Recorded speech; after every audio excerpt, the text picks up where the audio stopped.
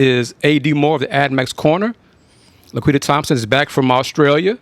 We'll talk about that eventually. But special guest, and I am not ashamed to say this, we are kin, we are cousins, but she is an attorney. She's Andrea H. Evans Esquire. I like saying that.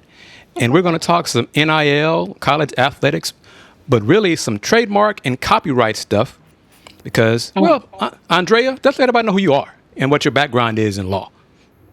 Well, thank you for having me, first of all. And like you said, Chris, I'm proud to be your cousin. But first and foremost, I own the law firm of Andrea H. Evans, and I have a full service intellectual property law firm where I represent clients all around the world with patent, trademark, and copyright matters.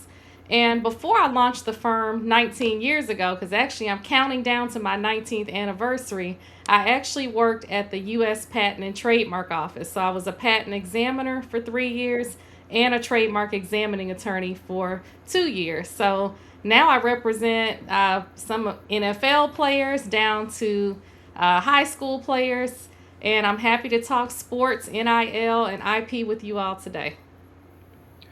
Mr. Moore, you have any questions you have for Miss Esquire? I have a list of them, but I want to let her go ahead and start digging into the minutia of it because after you sent that U.S. News article out about the Houston Comet, I'm going like, I almost feel like I need to have a black robe on now. Laquita, do you have a question, first question for Andrea, and we'll get into the discussion here on Folks Talking Sports? Um, you cover a lot, and so I'm kind of like AD. I have a lot of things that I would love to get on the table, but I want to start with the comments. I want to start there in just how likely, and I think it probably is very likely. How likely is it that the Houston Comets will be able to get its naming rights resolved on our side? Mm-hmm. I was looking at it, and what I'm disappointed about, and what I don't understand, is how the legal of the WNBA didn't have any foresight of either expansion or even just the apparel and the assets of the Houston Comets. That just really just blows my mind that they didn't think, especially because what was it, 2021? Mm-hmm. 2021, we were on an uprise. So it just I just don't understand how they didn't have any foresight of expansion or even just the aspect of apparel and the history of building a legacy from the Houston Comets that they would just let that slip by. But how likely do you see it being that the Houston Comets will win the rights over this trademark?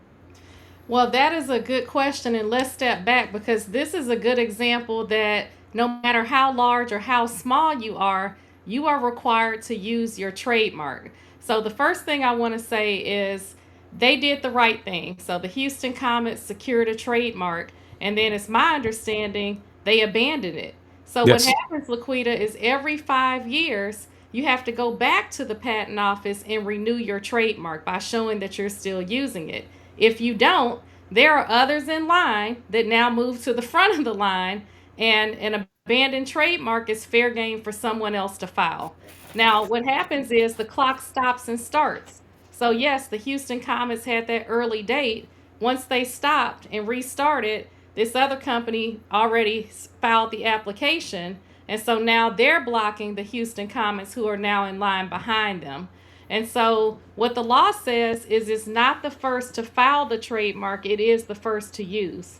So, because they abandoned it in that time period and now somebody else has filed in front of them, if that other company can prove that they used it for those products and services before the Comets, as of their new date, then rightfully they can secure the trademark. Now, there's a fine line of what abandonment is, though, especially in sports. And it could be that the teams, maybe stopped, but they were still selling products.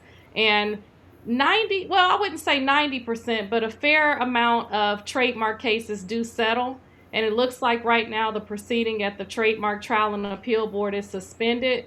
So my gut is telling me that they're probably behind the scenes trying to work a deal out. So it may be something where I see in settlement negotiations where someone may agree to not use a certain font, maybe not use a certain color, or even be paid to possibly change the name.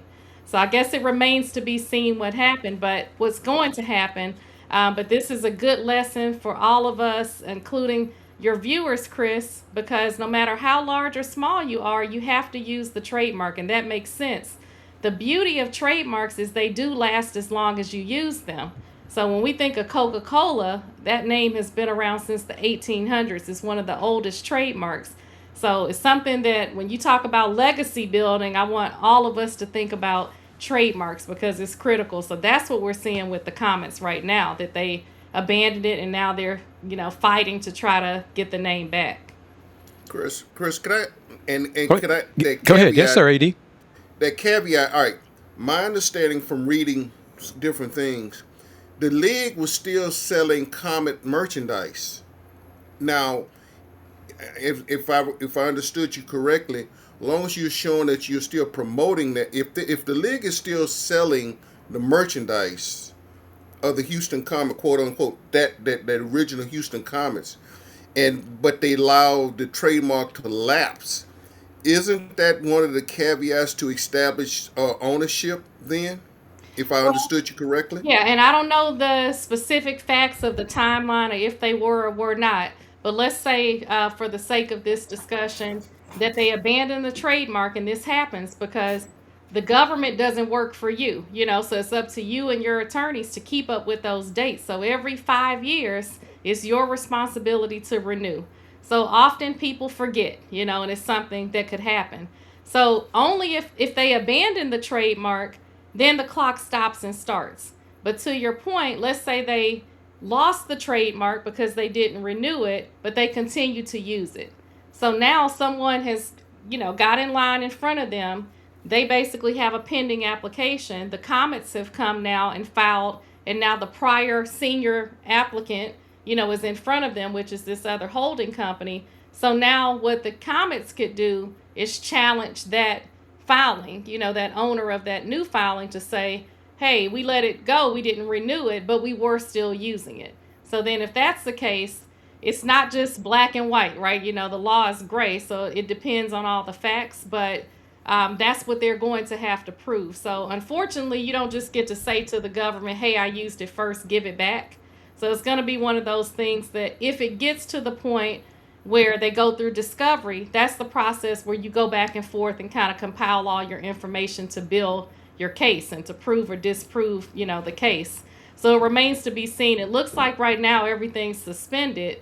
So it's probably because they're behind the scenes trying to work a good deal out. Does it help the WNBA slash Comets case that the current party has not used or shown any use of the Comet brand or anything like that? Well, when you file a trademark application, you have what's called constructive notice that you put others on notice. So third parties have to beat the filing date. And what I mean by beat the filing date, they have to have used the trademark before the filing date of the new application. So if what AD is saying is true, that they continue to sell, then they should be okay. But I do want to say this. Often people assume that just because you get a trademark, you can then use that as a sword to fight everyone off for every single person that's using that same trademark. But remember, you can use the trademark and secure your federal rights and stop others from using the trademark for what's called a likelihood of confusion. So if there is a likelihood of confusion, then you can enforce your trademark. So I can be Andrea for a law firm, you can be Andrea for shoes, because the public's not going to think a law firm is selling shoes. So that's Okay. the way we think about it. But then you have these trademarks that become famous, and then it doesn't matter because then it's the presumption that they could just license their name, to be on other products. So we think of Oprah, we know she's not in the kitchen making soup for Weight Watchers. So she probably licensed her name and her trademark to them to be able to use her trademark on those products. So that's the way we think about it. So it's interesting. I'm following along like you all to see what's going to happen. And most settlements, unfortunately, are confidential. But it's going to be interesting. I can't see that they could coexist. And sometimes that happens where I'm Andrea for a law firm and you come and you want to be Andrea for shoes. I can still challenge you, and then behind the scenes, I can say, hey, Chris, I know nobody's going to think that the law firm is selling shoes, but I do want you to know that I use bubble font color blue, so don't use bubble font color blue for your shoes. You know, people can be confused. So it's so much to talk about with brands, and I think this is good information as I see your audience saying, because trademarks are often overlooked. And there's so many different myths and misconceptions that people assume because they have a company that they own the trademark, and that's not true. Owning a company means you own the company. That's where you pay your taxes. But the brand or the trademark is what people see on your products, on your shirt, Nike, Adidas, Reebok. So it's a lot to talk about. So I'll wait for you all to ask the questions, because you can see I'm very passionate about this.